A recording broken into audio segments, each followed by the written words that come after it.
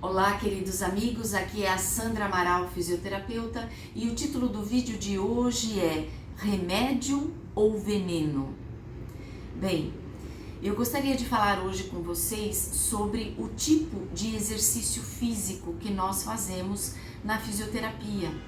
Na fisioterapia de reabilitação, não a esportiva, mas a de reabilitação, nós focamos nos exercícios terapêuticos. E exercícios terapêuticos significam que eles são terapêuticos, corretivos, capazes de reabilitar, adequados para aquela pessoa, naquela situação. Exercícios que não causam dor, exercícios que funcionam como um remédio. Mas muitas vezes nós vemos exercícios que funcionam como um veneno. Então, como saber quando um exercício é um remédio ou um veneno? Eu vou dar aqui algumas possibilidades da gente poder perceber, intuir, ficar sabendo se um exercício está ou não fazendo bem pra gente.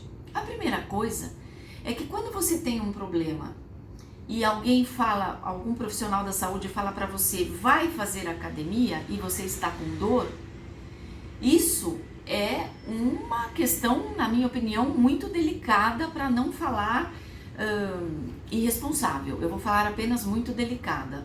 Como que uma pessoa que é paciente e não aluno vai participar de uma atividade física onde ela será tratada como aluno e não como paciente? O paciente pressupõe um atendimento especializado, individualizado, adequado, e o aluno é um tratamento em grupo, com terapias que cabem para todos fazerem ao mesmo tempo e do mesmo jeito. Então, se a pessoa é um paciente, ela não pode ser tratada como um aluno. E quando ela é um paciente e é indicada para ser um aluno, isso me causa estranheza. Ela teria que ser primeiro indicada para um trabalho terapêutico individualizado, fisioterapêutico, portanto, e não para uma atividade em grupo. Mas vamos imaginar que essa pessoa está perdida, ela foi encaminhada por um profissional perdido e ela está lá no meio daquele grupo fazendo um monte de coisas que ela não deveria estar fazendo. Qual é a primeira coisa que ela tem que perceber? Eu estou me sentindo bem quando eu saio daqui? Porque às vezes a pessoa não se faz essa pergunta. É uma coisa básica. Ah, eu fui lá porque o médico mandou eu ir lá. Tá, mas você está melhorando? Não sei. Você pergunta e a pessoa fala que não sabe. Ou então você pergunta e a pessoa fala, não, eu tô igual. Ou então você pergunta e a pessoa fala, eu tô pior. Mas se você não sabe se está melhorando, se você acha que não está melhorando, se você acha que está igual, ou se você acha que está pior, por que é que você continua fazendo o que te mandaram? Ah, porque mandaram. Poxa, mas será que quem te mandou sabe exatamente o que é bom para você? Talvez não saiba. Talvez dependa de você descobrir o que é bom para você. E cada vez mais a gente vive tempos onde o que se diz para nós fazermos numa instância que deveria dar bons conselhos, muitas vezes falham vergonhosamente. E a gente tem que, com a nossa percepção e a nossa reflexão, saber se aquilo está sendo ou não adequado para a gente.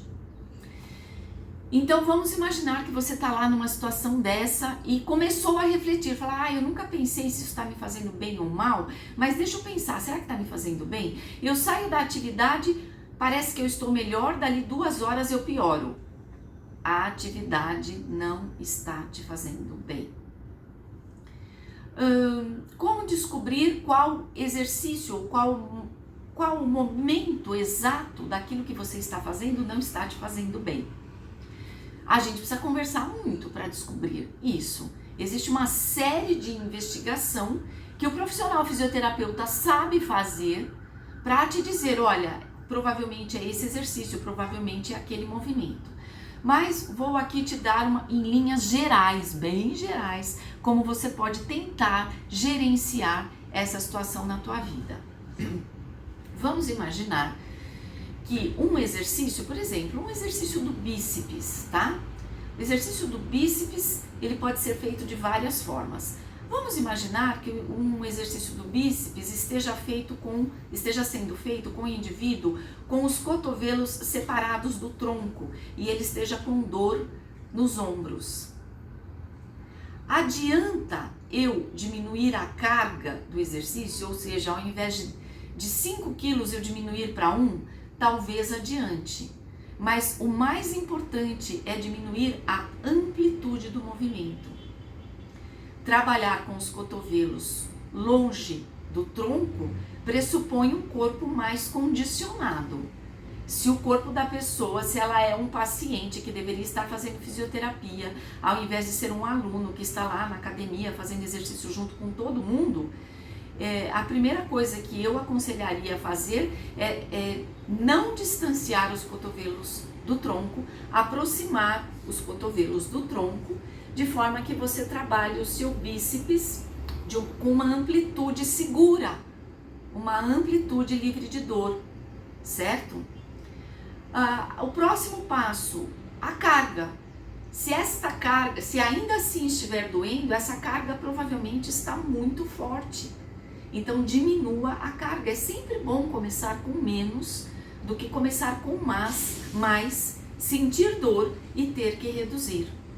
Um outro fator pode ser que você tenha diminuído a amplitude, que você tenha diminuído a carga e o exercício ainda causa dor. Então talvez o tipo de exercício esteja inadequado. O exercício isotônico é o exercício que faz movimento. O exercício isométrico é um exercício que você faz uma força resistida, ó, essa minha mão está resistindo a essa flexão de cotovelo aqui, ó. Esse exercício é o isométrico.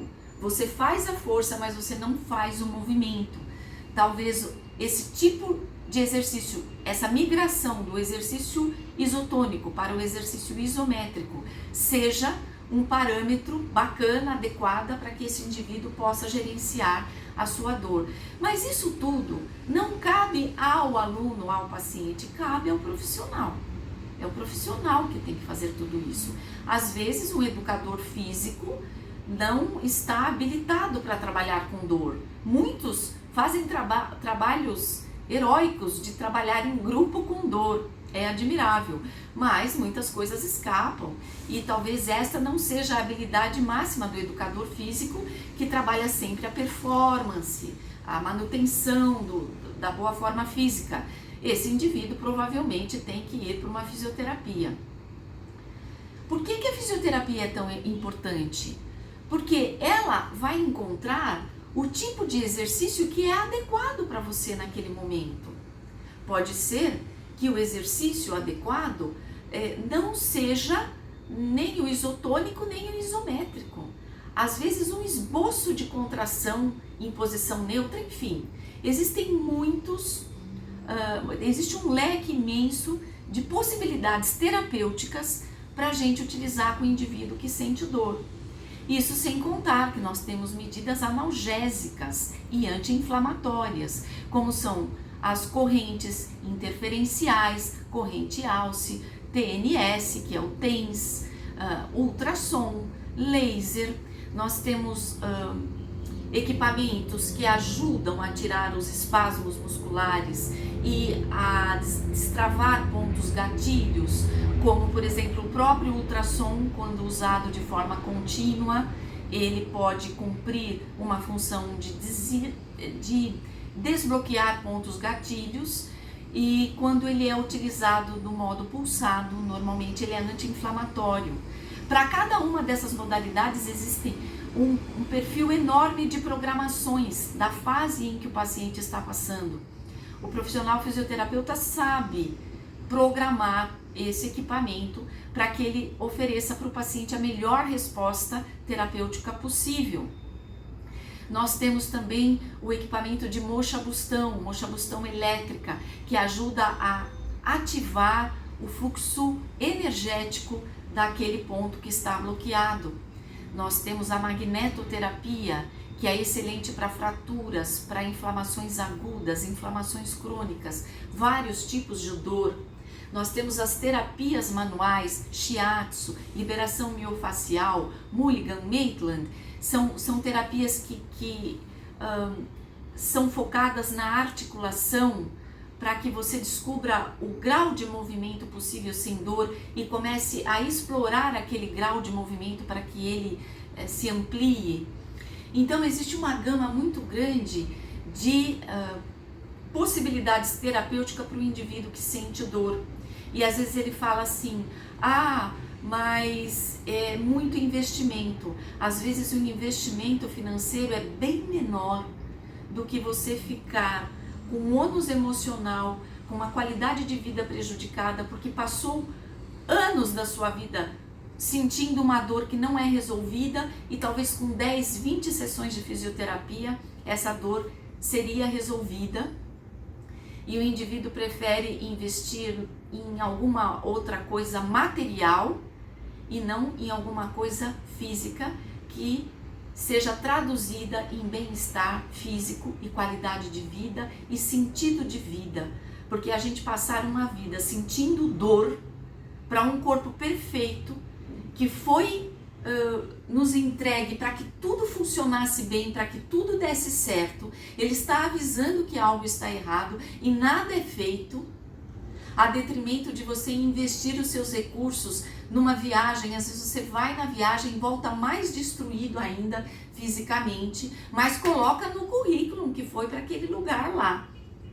Agora, no currículo deveria entrar também, só que meu corpo está nota 10, ou esconder o fato de que o corpo está destruído, de que ele não está sendo tratado e cuidado a detrimento de valores outros que não se traduzem em bem-estar físico, mental e emocional.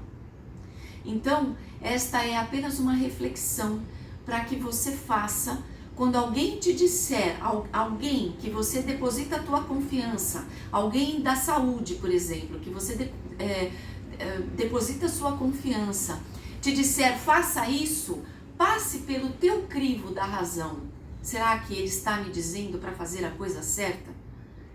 Aí você vai lá e faz e continue avaliando se aquilo está te trazendo bem-estar, qualidade de vida e melhora do teu quadro álgico, do teu quadro de dor, do teu quadro de impedimento funcional.